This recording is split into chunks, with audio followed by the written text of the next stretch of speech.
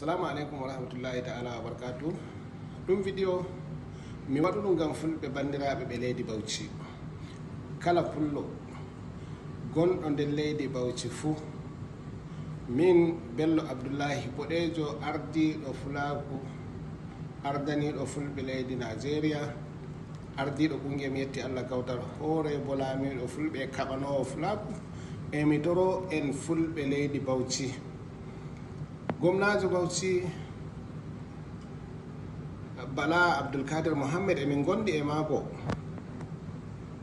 emo wondi bo e fulɓe. Alhamdulillahi joni on lokaci zaɓeji suɓi gaɗay ɗum wara on subtamo, emi toro fulaku leydi Bauchi wurto subtamo o so'itoyo o ɓeyda duuɓi 4 e gomna e leydi Bauchi.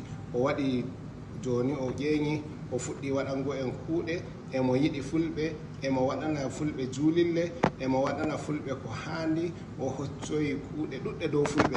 Amma joni woɓɓe ɗon e ngiilo e mbiya way o yiɗa fulɓe, kanno on fewre. Mi fewni kala biyowo gomnajo Bauchi yiɗa fulɓe fuu, min kala mo yiɗa fulɓe fuu min kawtata ɗowdi. Ko moye e andiyan deydey gorgoɗo, ta andayam a nana inde am. To amma gam majjum ɗum hubina fewre cewa gomnajo Bauchi yiɗa fulɓe, gomnajo Bauchi huɗi fulɓe, ha woɓɓe jahay jooɗo gaɗa ka huɗugo ko kuma na janatta nder bandiraɓe gaɗa ka huɗugo.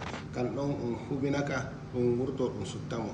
Ga Allah mi toranake mo fulaku, mi torake ɗum hawta kawten koye meɗen sutten gomnajo meɗen o so'itoyo o wara o huwana en kuuɗe meɗen. Assalamu alaikum warahmatullahi ta'ala wabarakatuh.